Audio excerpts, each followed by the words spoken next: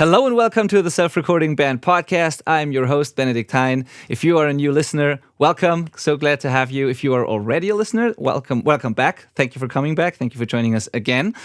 Today, I'm here with one of my Self-Recording Syndicate members, Wayne Coulson. Wayne is a producer, engineer, and musician based in England who primarily works with indie rock and indie pop artists, as far as I understand. At least we're going to ask him in a second if that's correct. And he frequently releases his own music as well. He's also joined the team here at the Self-Recording Band in 2022, where he's doing editing and mixing for the podcast, as well as creating content for our social media accounts and for our coaching program. Since we first met in, I think it was 2021, late 2021, he's leveled up his audio skills a lot, and as well as his overall knowledge and understanding of the whole record-making process, and has become invaluable for our work here. I just have to say that. So it's about time to introduce him to you and tell his story. Here is Wayne Coulson. Hello. Thank you for taking the time. Hi, how's it going? I'm doing great, thank you. How are you? Very well, thank you. So, was that correct, what I just said there? Is it like indie rock, indie pop primarily? I wasn't sure about the genre thing, so that's why I'm asking. Yeah, I think that's fair to say. You could maybe add alt to it if you wanted, but yeah. Yeah. That sounded good. I always have a hard time describing what you do exactly because it's kind of its own thing. Yeah, which is good. You like weird, distorted noises in your music, and that's great. Yeah. And so do I. So then that's really cool. And so it's kind of, you work with other bands, of course, and other artists, but you also make your own music. And as far as I understand, you're working on a record that's coming up, right? That's right. Yeah. So after finishing the academy and graduating, I thought, why don't I record an album of my own stuff? It's something I've always wanted to do and something I've never actually done. I've done like EPs and singles and things like that, but I've never put together a full album from start to finish. So I've challenged myself with that now. And it's going very well. Everything's fully written and recorded in demo form right now. I'm collaborating with other people on it. There's going to be, like, all in all, there's going to be about 5 or 6 different people playing on the album at various points. And it should be ready 2024. I'm giving myself to have it done by. Awesome. Any plans for, like, is this going to be a self, DIY sort of release as well, like self-released, or are you like shopping for a label or anything like that? No, this one entirely self-released, but with the aim of potentially leading to album number 2 being through a record company or an independent label or something, Yeah. That's awesome. Are there going to be physical copies? Is it going to be a digital only thing? That's the big thing for me for this one. I'm really doubling down on that, and there's going to be vinyl, CD, and I hope tape, because I love tape as well. You do? So yeah, I do. I really do. That was my main vessel for listening to music growing up, tapes. So yeah, hopefully everything.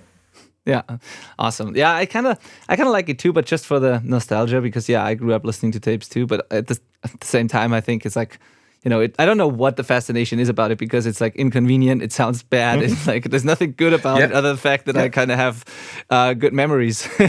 I think my thing with it is like it's almost like every single cassette has its own voice and character. Like you could buy the same album twice, and you could put that same tape in the stereo, and they both sound different. That's totally true. So yeah, there's something about it. It's something about it that charms me. Yeah, and it kind of forces you to listen to the whole song or record or whatever, because you can't just easily skip things. Like it's just the inconvenience is a good thing in that case, I guess. Yeah, so absolutely. Yeah, I understand that. Awesome. Now you just said it. You and I said it too in the introduction. You were part of the Self-Recording Band Syndicate, the coaching program. You were actually the first one to sign up for it, I believe. And you sort of graduated, but you stayed in the community because you were helping me with coaching stuff, content, and all kinds of things in there. And so, can you tell me real quick, like before we met and you decided to sign up for the syndicate, give me a rundown real quick what things looked like for you as a producer, mixer, and a self-recording artist back then, just so you know in the situation, just so people know the situation you were in before you started this journey here. Yeah, for years I'd played in bands and wrote my own stuff, and then I had quite a long break from music. And back then I'd always recorded on like multi-tracks and 4 tracks. The old-fashioned way, I guess. And then about 4 or 5 years ago, I jumped into computer recording, and I did a pretty good job of kind of getting up to speed, learning myself through tutorials online and stuff like that. And then I kind of hit a wall where, because I'd done all of this by myself, I needed to reach out. I needed to speak to either people in the industry or just people in the know.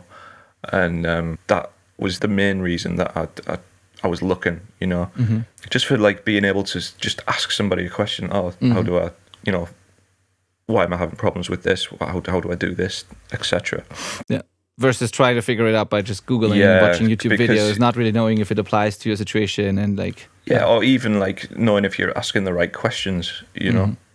Have you been confident with your work and music and technical skills back then? Like, how did you feel about this? Because there's some people who they just don't know what they don't know and they feel very confident about what they do, and then there are other people who just they just know that they don't know things, or they, you know. I think, like in my 20s and that, when I was recording everything at multi-track and I just had everything turned up to 10, then I was confident in it then, because everything just sounded dirty and loud and fantastic, even though it was so badly produced. And I listen to them now and I can't stand to listen to them. But at the time I loved them. But I think at some point I must have had like an awakening where I was like, oh, well, actually, I can only really qualify these as demos because the quality is just not good enough, mostly in the performance, but then in the production, stuff like that. And so I kind of realised that as well, and that's what made the self-recording band quite an attractive thing to me, because I always thought that you could only really get those high-end productions through going to a high-end studio or something like that. I didn't really think that guys like me could do it. Yeah. Okay. That's a good point. Yeah. You gotta first trust that it's even possible before you can take the first step to do that. Totally. Now, what made you then take the plunge to join the program and actually do it? You knew you wanted to reach out to people and get feedback and all of that, but what made you make that decision in the end? I listened to the podcast for probably about half a year, or something like that, and I'd noticed how much I'd moved forward in terms of my productions just through listening to the podcast alone. And then there was one episode I was listening to, I heard you mention a free one-on-one coaching call. And then I started toying with that idea, thinking about it, and that wasn't really something that I would do, to be honest. So it was just in the back of my mind, and then I couldn't tell you what exactly made me do it, but I just thought, I'm going to do it. I'm going to speak to him for an hour, because he seemed like a pretty trustworthy guy. Thank you. And then, it was through the podcast, really. That was the main reason, that I kind of felt like I got to know you a bit, or I knew what the message was and what you were about. So that's what drew me in. Okay, cool. Yeah, there's something about being in people's earbuds for hours that builds trust, you know. Create a bond. Yeah. I feel the same way with podcasts that I listen to. I feel like I know these people, although they have no idea who I am, but like it feels like it. So I can relate. Okay, cool. So obviously the content seemed to help you as well, or seemed to make sense to you.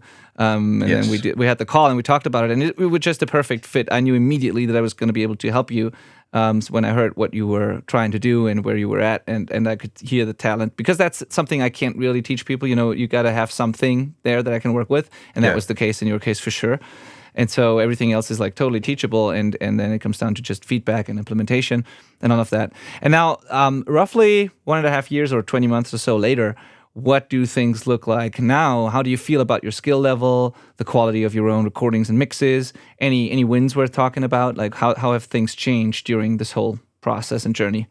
It's been fantastic. In terms of my own recordings, they're where I want them to be now. Everything that I want to be able to do, I can do. There's also something that's happened to me as well in terms of confidence. Like, my confidence has had a huge boost, and like, I'm not afraid to say if I don't know how to do something. I'm not afraid to ask now, you know, whereas I was probably quite embarrassed to ask like questions before, because I was worried that it would be seen as like an obvious question, and you would come across as a dummy, you know. But that was just me being down on myself. My skill level, it's definitely increased. I know I've got better ears now, you know. I'm at that point now where I'm listening to a guitar track and I'm hearing them whistling frequencies without without soloing them, you know. Yeah. So I'm quite pleased about that. Drums was a big thing for me. Timing was a big thing for me. That was I remember that. Yeah, in the we had to beginning. work on that because I was just naturally and by default making things kind of out of time. Which is okay to a degree. It's just the question is it actually helping the song still, and is it feeling, or is it just too far off and distracting? You know. Yeah, and for me, I was kind of just that was my default, wasn't it? Yeah. So I'm really glad to have had that highlighted and brought that out. I'm setting up guitars with confidence now as well, thanks to the Diego's workshop that's included. Yeah. I've met some amazing people. I've collaborated with some amazing people. Awesome. Yeah, and it's still paying off, you know. Awesome. That's really cool to hear, man. I'm so glad to hear that. And I remember a few particular things. One is the timing thing that you mentioned. Another one was the whole monitoring situation. We didn't do crazy things, like it's still the same room, and we changed the setup a little bit. We improved some things. But I remember that in the beginning it was more of a learning thing, learning your environment, I think, and getting maybe a decent pair of headphones. But I remember in the beginning you had a hard time with the low end a little bit. Yeah, and there was a big build-up. Yeah. And so sometimes the songs were lacking, or the mixes were lacking low end because you heard too much of it in your room. And then, and then over time that totally changed, and now the low end just sounds solid, and it feels like you can trust what you hear now, or you know it well enough now to make good decisions there. That was one big thing I remember too. I remember, I think I sent you a track that I just put out for the coaching call, for our very first call. Yeah. And you were like, "Where's the bass?" Yeah. And I was like, "Oh yeah," because I had bass on it, but I turned it down so much that you couldn't hear it.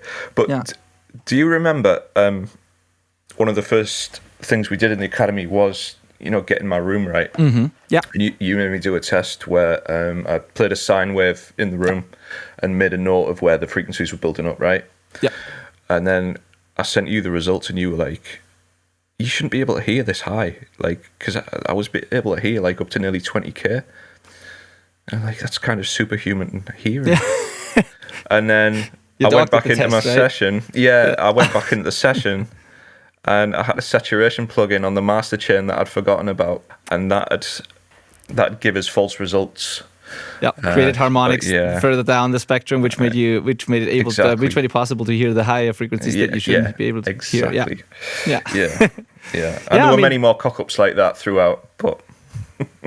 Yeah, I mean, that's part of the process that happens. Yeah. And the big change, as you said, is also the confidence thing, and also the fact that you're not embarrassed anymore when something like that happens. That is just a natural thing, I think, that we all go through. I remember, too, when I started out and bands were asking for simple revision requests, it felt like I've been defeated, It was like, oh, no, I obviously I'm bad at this. I can't do this. Like, I made everything wrong. They want me to change everything. Like, I did a bad job or whatever. And then I learned that this is normal, that you make mistakes, that people want revisions, or that you sometimes don't nail it. And then you get comfortable with that, and it's not as terrible anymore. And it was similar with you, I think, when we started with the podcast, for example, with the podcast mixing. When in the beginning I had revision requests or wanted you to change something, you kind of felt like, oh, I don't know, this is like a lot, and I've never mixed like voiceover before, and this is different from music, and you kind of almost panicked a little bit there. Oh, I totally did. Yeah. And now it's like, I tell you something that I want you to change, and you're like, no problem, I'm going to look into that, and then you do it, and it works, and so it's a totally different approach to this, and, Yeah, I think my just initial reaction to things is to overreact, unfortunately. Yeah, that's. But again, that's normal, and I'm glad that there's kind of that you are more calm now, and that there's more confidence. You know that you can do this. You know that you have the ability to hear things properly. Sometimes it's just a matter of practice, or it's not the end of the world if something goes wrong, and that really changed, and that helps you work with other artists as well. I think, because you have to be able to have an opinion, say it to the artist, believe in it, be confident in that, and don't and just communicate that clearly, and therefore be the guide for them that they can trust. And this is just a part of the whole thing. So you've got to have that confidence, otherwise you can't help people make good music. Yeah, man.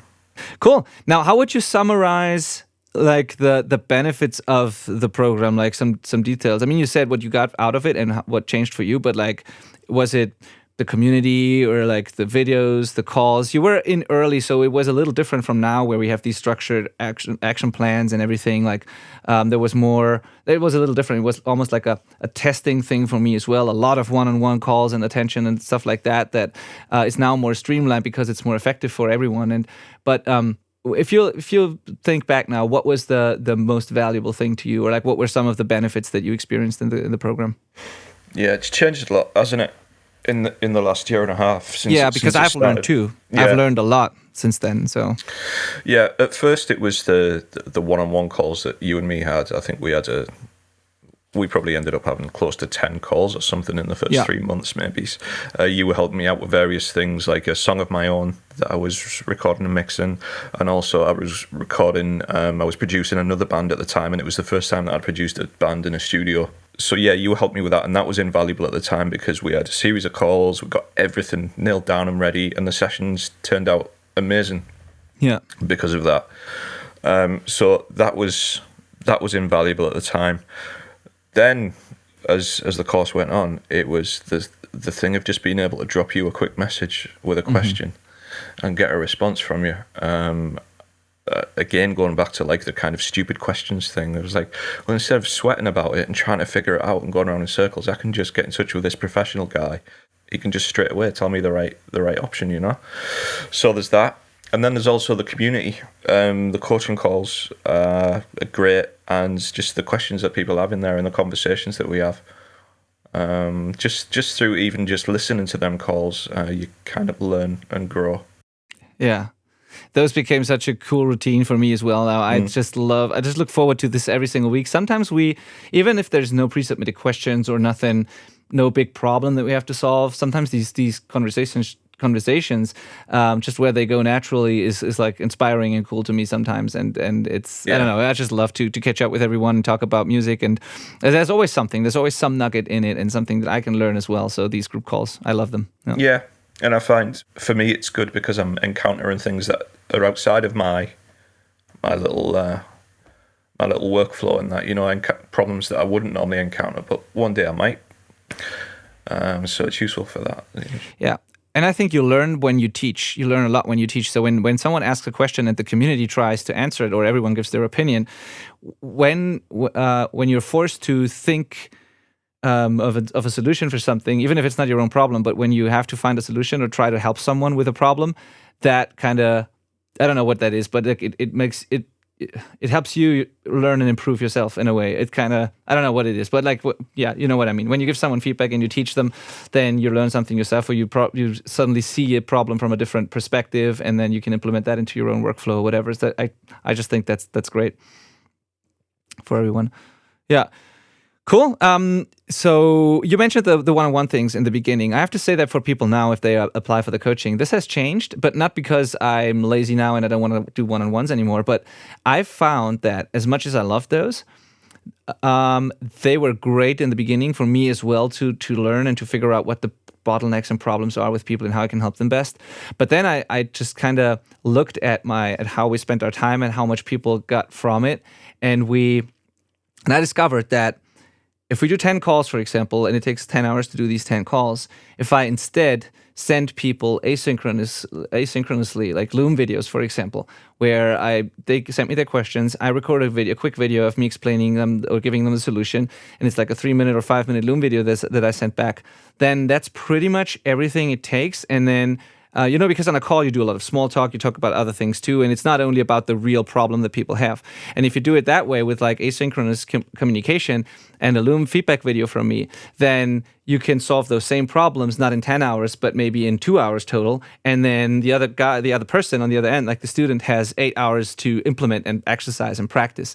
And I found that to be much more effective for both sides. And in cases where a one-on-one is necessary because there's follow-up questions or something I need to clarify, I will still do these. I do these all the time. I just went on one with Ryan, another student here, where I just watched him track or like looked at his takes in his DAW, and because he wanted to improve his tracking process and know if the way he's tracking and editing, if that's really effective, or if he's looking and listening for the right things. So I jumped on a one-on-one with him and we dove into his session. So I do that still, but not for every single question, or just because, if you offer that, people will just book it. and it's valuable. But again, it's also kind of a waste of time compared to asynchronous communication, where you can do so much more than on your own time. That's the reason I do it that way right now, and it's been incredible for everyone. Nice. That makes sense. Yeah. Yeah. So, and you guys, the first batch who joined the program, you were in the coaching also a little longer. You were sort of my guinea pigs in a way, also. And I'm so glad I did it that way. And so, yeah, cool. But yeah, so thank you for summing all of that up, because I think that helps people get an understanding of the value of this, because the fact alone that you can ask someone and get direct feedback, it's very different from just a course or YouTube videos. And then a community is also something that I just love. So I'm glad you feel the same way about this. Cool. Now, back to your own music and what you do as a producer and musician right now. What exactly is it that you are offering now to artists and musicians? What do you do? Well, it started out, I just wanted to mix. I decided when we started the course. But now I'm kind of open to everything. Like, I'm happy to produce as well. Produce, mix, collaborate as an artist, anything you want, really. Cool, awesome. Yeah, that's because I'm asking, because I always saw you as the creative type of like producer, not just a technician, you know. I mean, you can do that. You can obviously engineer and edit and all of that, but you have I don't know what it is, but you have your own taste and vision, and I think you just enjoy creating songs and the art and not just the engineering part of it. Yes. And so I always saw that as a strength of yours. So I think combined with the right artist, and finding someone who trusts you and who has like where you like the music they do, and you know, where it's just a great fit, I think some real magic can happen there. Yep. So I think that's sort of your thing. Would you agree with that? Yeah, 100%. No. Took me a little while to realize that, but yeah. Yeah. When you worked with those guys in ARMS, I think they were called, right? The bands. That's right, yeah. That you recorded last year. Yeah. Was that more engineering, or did you help them with the songs, arrangements, and that sort of stuff too there? It was mostly engineering. Saying that, I dialed in a few guitar tones, actually. Yeah, it was an even mix of the two, actually, and I even wrote a few little guitar parts in the background for them, you know. So there you go. Yeah. There you go. Yeah, that's super invaluable for bands, because not every band wants that, or is willing to try to experiment with that. But I think it's worth it for most of them, because you're so close to your own material. You're not objective anymore. So it's worth getting this outside opinion and creative input as well, not just the engineering. And I think more bands should do that. And with someone like Wayne, who can bring much more to the table than just like turning knobs, that can really, as much as I hate that phrase, but like it can really take your productions to the next level. It's like one of these marketing terms that I can't stand anymore, but like it's really true. Because it's more than just capturing what you already have and what you've been working on for years. It's like adding a little extra to it, making it a little bit better, making it a little different maybe, and viewing it from a different perspective, and then turning it into a record. And that is really invaluable, I think. And not every engineer can do that. No, but it's like I always say, like if you listen to my stuff or stuff that I've worked on and you like it, then the chances are that we'd probably work quite well together, or I'd have some interesting feedback or input on your stuff, Yeah. How would you describe your aesthetic, or is there, like, let me put it differently, is there a sort of aesthetic or a sonic sort of footprint or something that you have that you bring to people's productions, or like, is there anything like that? And if so, like, how would you describe that? What do people get if they let you contribute to their music? I'm not really the guy to go to if you want super cleaned up, super quantized, nice recordings. That's not really me. I kind of like, I like to have, like you said at the start, kind of weird distortion noises and that here and there. Not overwhelming, but certainly adding something. How do I describe it, Benedict? I don't know. Yeah, I mean, you don't have to have that too. Like, to me, it's like, to this day, I don't know what's better. There was a period of time where I thought I had to sort of develop a signature sound or be known for a certain thing that I do so that people come to me for that. And then there were times where I thought I have to be kind of invisible and transparent and just bring out the best in whatever is handed to me. And I kind of think both is true in a way, or both can be helpful. And there are some mixers, producers, engineers that have a sound clearly where I can immediately tell that it's this person. And then there are others who make just this amazing stuff where it's really transparent. And so I don't really know. I believe that whatever we do, we have to help the artist be the best version of themselves and like create the best version of their art they can create, whatever it takes.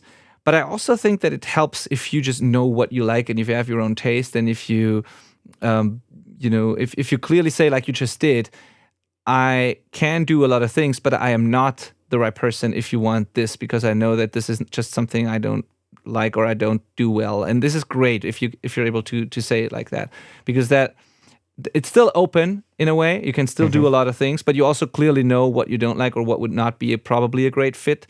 And then so this kind of a middle ground in there. And I assume when you work with people, there are situations where it's absolutely a great fit and you can have your taste and your sort of fingerprint on it. And then there are other situations where it's best to just leave it alone and try to just present it in the best way possible, but not try to change it. So I think both can be true. Yeah, exactly. And I'm always willing to compromise with stuff as well, because as you say, it's about creating the artist's vision, isn't it? Yeah. But I just thought of a pretty good analogy there, or a metaphor, and we'll try this, right? Mm-hmm. I despise the sound of a plugged-in acoustic guitar. Right? There's nothing worse for me. There's nothing worse. Yeah. So you won't get that with me.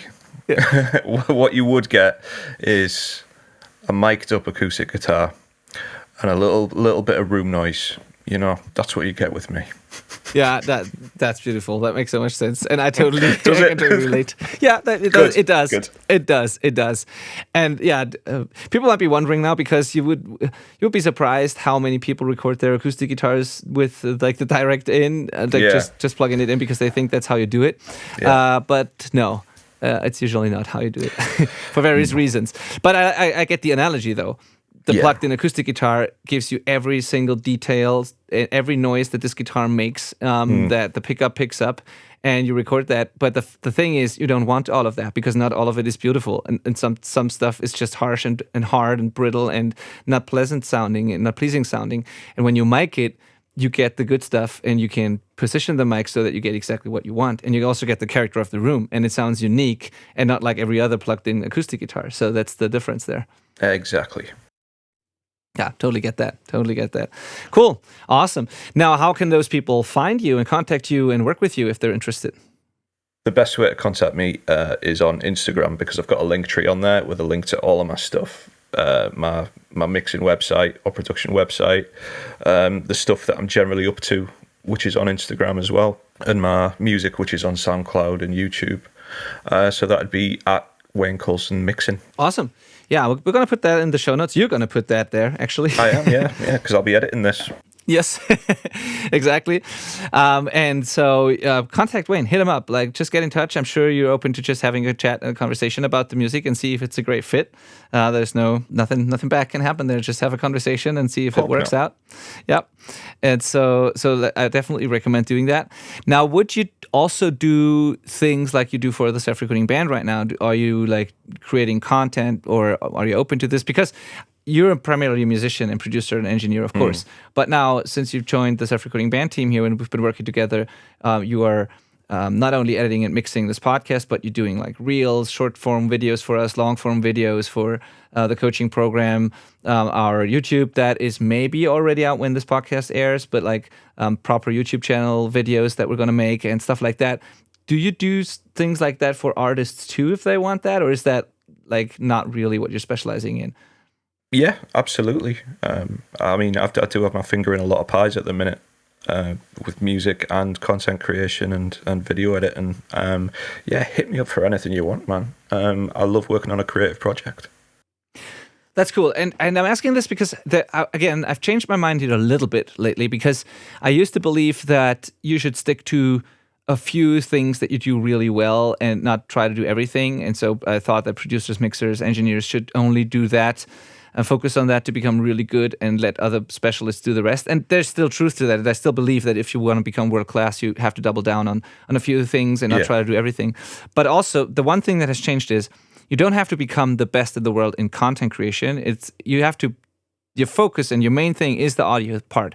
But if you can become good enough at other things that helps artists get their music out, then that's a good thing. I don't think you can be the best video editor and the best social media expert and the best mixer all at the same time in the world. I don't think that's possible, but I don't think it has to be like that. Again, I think just building this stack of skills that you can offer in addition to your main thing is getting more and more valuable and important these days, because then you can be an outcome-focused, producer or someone that people hire to get a certain result. And they don't hire you because, in the end, they don't hire you because they want a mix or they want a recording. They hire you because they want people to hear their music, and potentially even deeper than that, they want that because of some reason. They have a goal, whatever it is, self-actualization or an actual whatever career goal, but they have a goal and they want to achieve that. And if you can help them in any way like possible, then that's a good thing. And so I believe that those people who get that and who have skills beyond just quote unquote just producing and mixing, they will do well, and they will be the ones that bands and artists want to work with, because they help them beyond just the studio experience. And again, the whole promo and content thing doesn't have to be on the same level as like an agency does that only focuses on that, but it can be enough to take them to the next level again and to help them get their first couple of fans, or expand their fan base to a degree. And so I really think that it's good that you are also doing this now, and that you can offer that to people if they want that. That's a beautiful way of putting it. How is it that you can put things so eloquently, and this is your second language? Can I? I don't know. I'm feeling I'm super.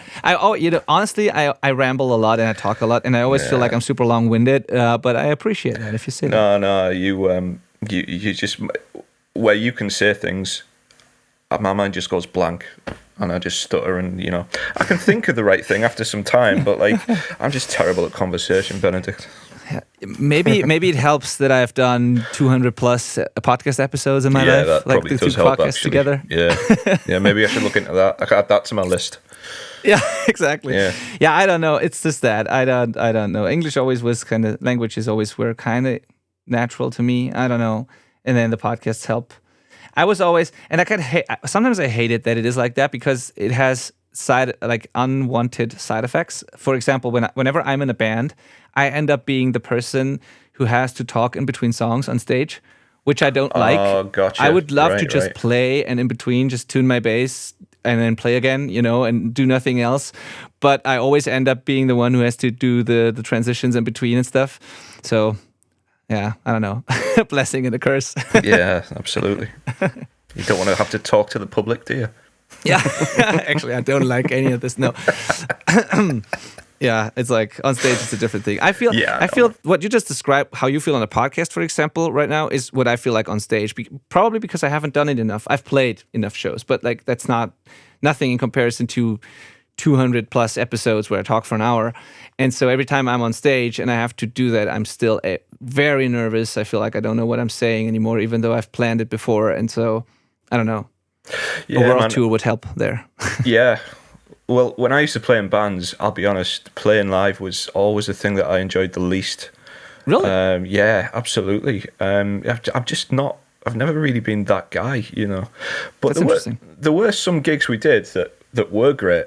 And I think probably if we'd had a roll of gigs like that, then I probably would have come around to enjoying them and looking forward to them and putting more energy into them. But it's always been the writing side and the recording side that's been where my passion lies, Yeah, it's kind of similar to me. I mean, I love being, when I'm in a band, I love being on stage, and I do it mainly for that. But yeah, I can still relate. If it's my own music, for example, if I write songs for myself, I probably would never form a band around that and then try to get it on a stage. I would just do it for myself and make it a studio project and release it, because I prefer to do that, so I can totally relate. But on the other hand, if I'm in a band with friends, as I've always been my entire life, the whole goal is to be on a stage and have these nights with cool people and feel the energy and everything. just the talking in between is what makes me nervous. The playing, not so much, not at all. Fair actually. enough. Fair enough. Yeah. But I understand. What you're saying there. I think I'm just quite introverted naturally, you know. Yeah. But it's never as black and white as that, is it? Because like I said, there was some gigs we did that I absolutely loved, and we went down amazing, you know. And I fed off the energy of the crowd. But like the next gig, I would be like, oh God, I don't want to do this. Why do we have to do this? Yep. Can relate. Especially if you are doing this on the side, and sometimes, you know, I don't know if it was the same for you, but sometimes you cannot prepare as well as you would want to, and then you feel you feel a little underprepared, to say the least. That was always the case for us. Always the case, because we were all young, but we all had jobs, we all had, you know, places to be, university, whatever. Completely different schedules and that, so it'd be rare that we'd get a good practice in before a gig. So that didn't help. It blows my mind how there are people who can fill in for someone in like a big band in front of thousands of people, and they sometimes the band asks them the night before, hey, can you like fill in tomorrow? And then they jump on the plane, listen to the songs on the plane without being able to practice it, and then they show up and play. Yeah, man. Like I've heard stories like that a couple of times, and it just blows my mind. I've heard that with a very technical death metal band where someone had to play, I think was it drums, or I don't know what it was. I don't know. No, it was guitar. And the person just jumped on a plane. I heard that on a podcast. The person just jumped on the plane, listened to the songs while he was flying there, no chance to really practice it. Then he got off the plane, tried to play the songs like once backstage before the show, and then he entered the stage and did the show with them in a technical death metal band. Like, how is that even possible? Just looking at the tabs and listening to the music, and then you can't actually play it? It's like crazy to me. It's like session musicians are terrifying things, aren't they? Like, I think if I had, basically from the age of 15, if I never put the guitar down, I never played any computer games, I never watched any movies, I never did anything, and solely played guitar, then maybe I could be doing that. But it is nuts. Totally nuts. Yeah, and having the confidence to just do that also is blows my mind. Yeah. Yeah. All right. So what would you tell someone on the fence about hiring someone like you to help them make a really cool record? What would you tell them? Because I know for a fact, because I'm in that situation all the time with people, I know for a fact that a lot of people out there who think they can do it all when they actually can't really, or they kind of know they can't, but they're still hesitant to hire someone, or they can't trust someone, especially a stranger on the internet. Like, what would you tell someone who's thinking about that, but is not quite sure if that's a good idea? The first step is just to get in touch, man. And that's something that I really struggled with online for years, is that, like, I would follow people and have lots of questions for them, but I'd be too afraid to get in touch. So that's the first step. Just get in touch and have a chat, and we'll see. You know, we might be a good fit. We might not be a good fit. But if we're not, then I might be able to put you on to somebody who is. Yeah, just don't be afraid. Just speak up. Yeah, I love that part that you just said there, because if you get in touch with someone like Wayne, who's a genuinely good person and just wants you to succeed with your music, then if you can't do it, as you said, you will recommend someone else, because Absolutely. All that matters to you is to help the person talking to you and to make sure that they get what they want at the end, even if that's not you. And so just reach out honestly. I've got no interest at all in just taking somebody's money for the sake of it and just doing a bare bones job and sending them on the way. Like, no, I'm not that guy. So if you did have doubts about getting in touch with me, you don't have to worry about that. Yeah. Awesome. Love that. I love that so much. Cool. Now, same question. What would you tell someone who's on the fence about joining the coaching program? Do it. Just do it. I've learned that it's very important to invest in yourself. And I probably would have laughed at myself for saying that 3 years ago. Mm-hmm. But it's been the best thing that I've ever done. Awesome. Musically. Yeah. Like, nothing really worries me anymore. Everything's kind of like exciting again, you know, because there's no major roadblocks. And if there is a roadblock, I've now got the tools and the skills and the contacts to overcome it. So yeah, it's a no-brainer. And if you're unsure, just like I've just said about myself, just get in touch with Benedict, have a chat. find out what it's about. Awesome. Thank you so much for saying that. That really, yeah, that's so cool to hear that, obviously. And in your case, it also had another side effect that wasn't planned, really. I mean, you now have a side gig working for the self-recording band too. Yeah, because you'd posted it like a wanted ad on Facebook, hadn't you? Well, not an ad, but a post, and it had been sitting there for a few months, and I hadn't seen it. And I was like, oh, maybe a guy like me could do that. Yeah, because the truth is, I reached out to the community first because I thought, well, why not ask my own, community? Those people know what we do already, and there's probably people in there who can do what I want there. And turns out that, yes, the community responded, and I got a couple of replies, but unfortunately, none of them were. There was always a reason for why it wouldn't be a really good fit for one reason or the other. It was a little more difficult to find someone that I would trust or that would be a good fit for the role. And then you reached out, and I immediately knew, man, that we got to try that. That would be so ideal. That would be so awesome. And it turned out to be a really good idea. So yeah, it seems to be going all right, doesn't it? I think so far. It's been about 6 months now, I think, hasn't it? And I'm enjoying it. You seem to be enjoying it. Yeah. Definitely do. Yeah, cool. So yeah, just get in touch. Let's have a chat. Just as Wayne said, let's you can reach out to me on Instagram or via email, or you can just apply directly for the coaching if you go to the selfrecordingband.com/call, and there's a little application form. You can fill it out, and then I will reach out and confirm the call if I think I can help you, and then we'll just jump on a call, have a conversation. And if it's a good fit, I'll offer you a spot in the program. And if not, then not. But then worst case is you get an hour of free coaching, some advice, and some action steps for you to follow. Best case is we end up working together and transform the way you create music in the future. So just reach out, do this. Reach out to Wayne at Wayne Coulson Mixing on Instagram if you want Wayne to collaborate and work with you on your music. Definitely do it if you're that type of artist. Listen to his, the best thing is to listen to his music, like you said, Wayne, because you will immediately get a feel for, I think, what you're about. Is there a link to your music too on Instagram, right? Yeah, man. There's a link to everything on there. There's a SoundCloud link in my link tree on there. Cool. But what I was just going to say as well is, I'm putting this album out next year, and I decided from a coaching call last week actually that I'm going to probably put out 3 singles before that as well. So there is going to be material coming from me very soon. Oh, that's exciting. That's exciting news. Is it going to be music only? Is there going to be a video or other form of content? It's going to be music, but there's one song in particular that I've got a kind of vision for a video for. So I'm going to get in touch with a guy I know. And see if we can work something out. Maybe he could help me shoot the video, and I'll help him record a song or something because he's in a band as well. So fingers crossed, a music video too. Awesome. That's exciting news. I'm definitely going to share anything that you release, of course. So if you're following me, then you're going to see that stuff come up too. And then, of course, again, Wayne Coulson Mixing on Instagram. All right. Anything else you want to add there, Wayne? Is there anything you want to say? Or we forgot to talk about? No, I don't think so. I think we covered most things. I think it went quite well, actually.